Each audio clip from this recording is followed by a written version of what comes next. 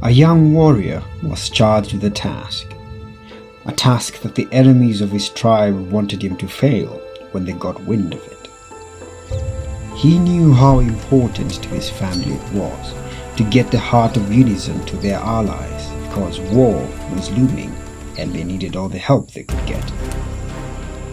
Little did he know that the enemies of his tribe were hot on his trail. Deep down in his heart he knew he could not afford to lose it at all costs.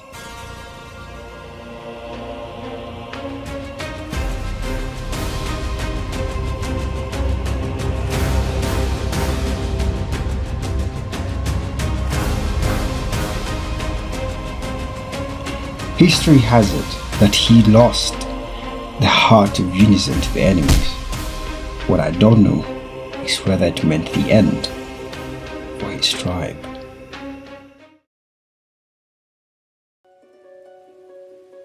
To understand the journey of our Jamba, we need to go back to when his father was young and full of energy.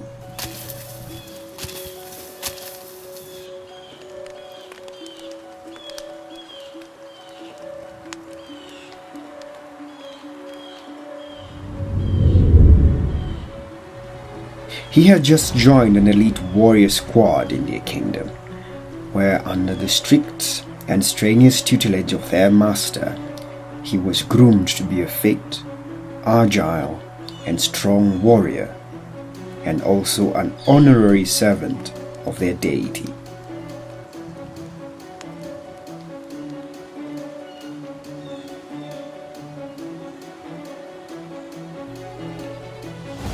This would later come in handy because their kingdom was about to go to war and every able-bodied young man had to take part.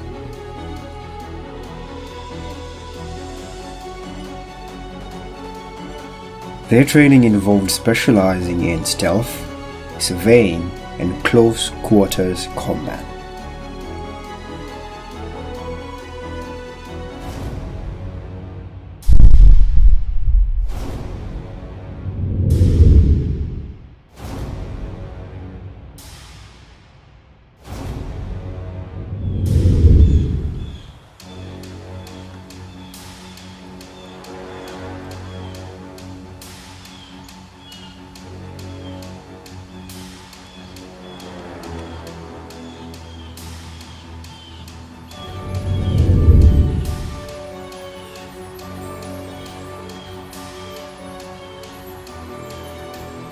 He put a lot of effort in becoming a great fighter amongst his peers, for he could not afford to fail or die in battle. He had an extra burden on his shoulders. He was a crown prince of his tribe.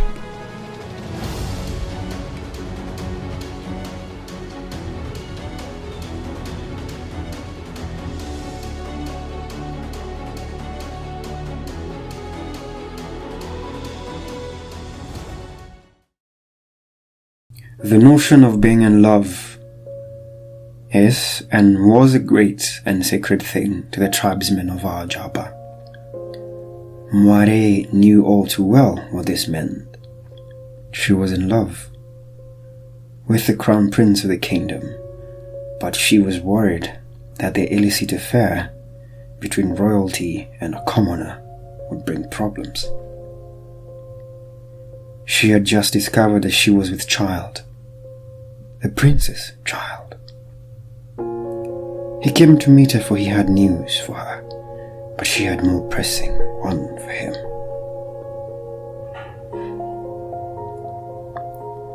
He wasn't sure how to take it, for he wasn't about to tell his father of his secret affair with a village girl.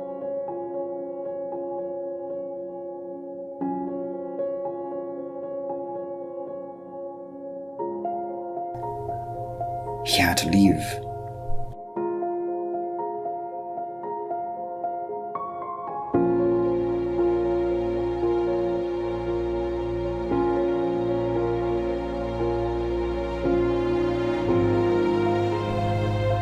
Turns out his father had arranged for him to wed the princess of the neighboring tribe so as to foster union in the coming war.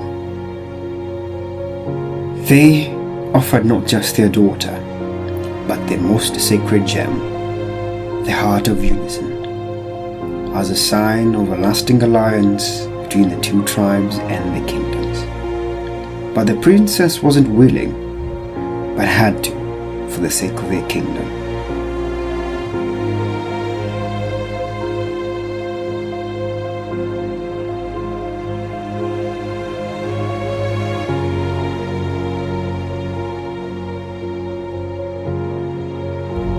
Nyeri faded into just a past memory, for she couldn't compete with the new princess.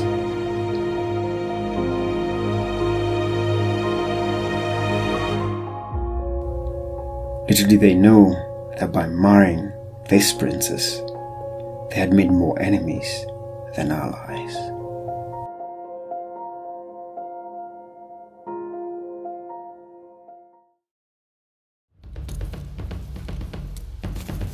As the anticipation of war drew near, the enemy tribe decided to send a spy to our prince's kingdom.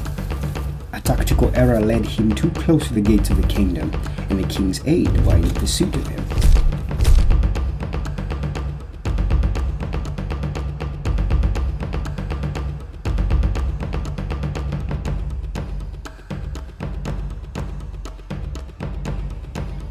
They eventually captured him and tied him just outside the gates of the kingdom and tortured him to get information, but he wouldn't budge.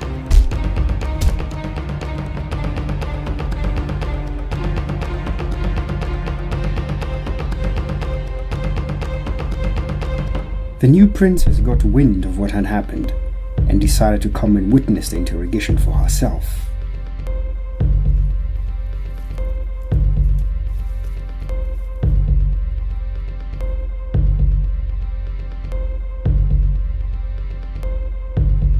The prince didn't want her to witness it, so he tried his best to convince her to get back to the palace, of which, though hesitantly, she agreed.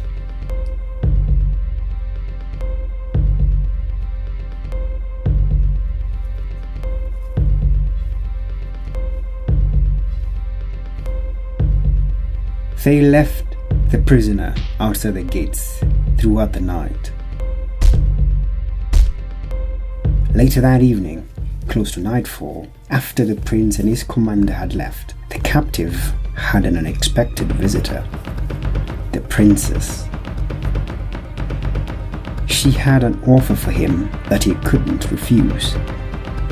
She had plans, and he would be the best person for the job.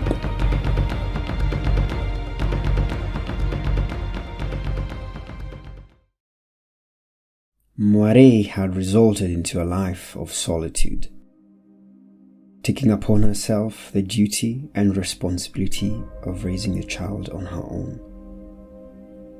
She lived in the far outskirts of the kingdom, for she feared what the princess might do to her if she knew that she was pregnant for the prince. Little did she know that the princess already knew and had been searching for her. The princess knew all too well the threat of another woman bearing the prince's child would be to the throne, and thus had to do something about it. She resulted in having Nyeri beaten up in an attempt to initiate a miscarriage. This was an all-time low for our queen-in-waiting.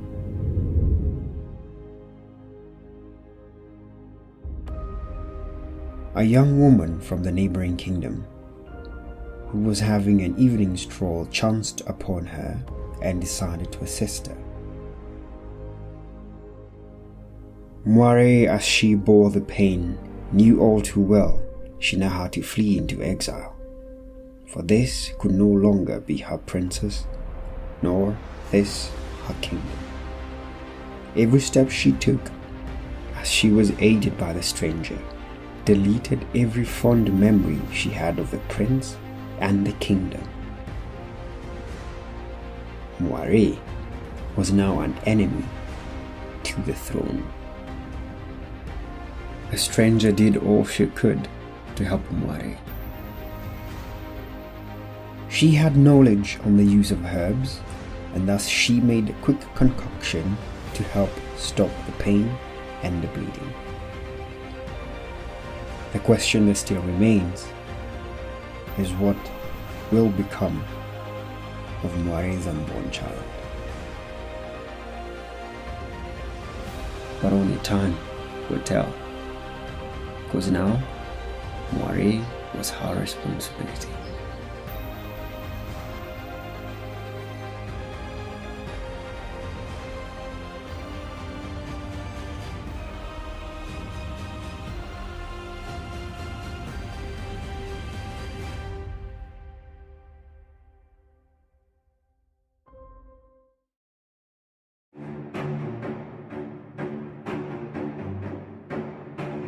It is true the saying that war has no conscience, no desire for beauty, nor the regard for it, just the lust for blood.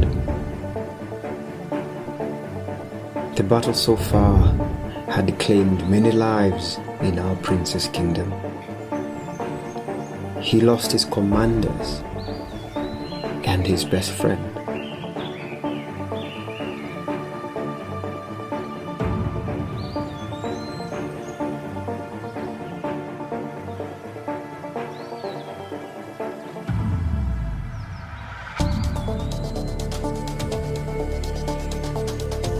And now he had to go back and fight, for the enemy was back and hungry for more blood.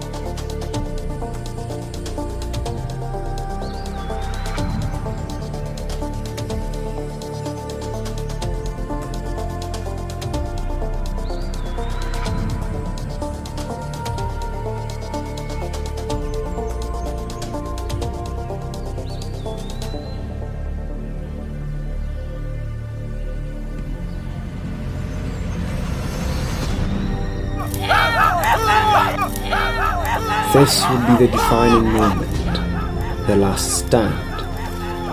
For with a few warriors left in his ranks, he had to defend what was left at all costs.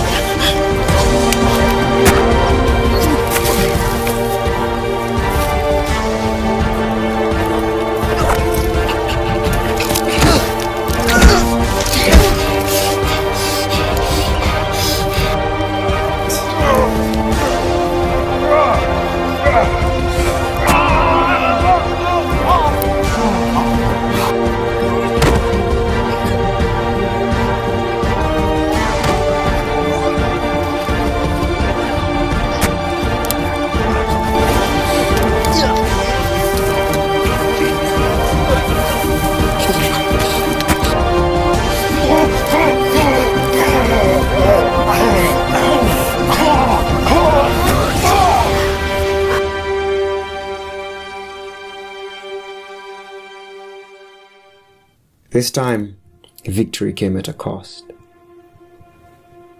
of betrayal from the highest authority in the kingdom. It took the victory from our prince and handed it into the hands of the enemy. At last, the princess got her wish, her plan finally revealed. The heart of unison was now forging unholy alliances, bound by the shedding of innocent blood.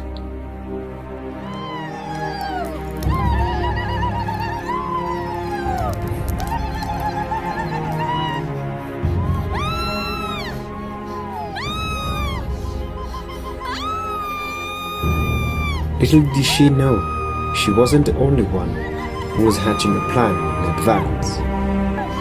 Their gods had other plans.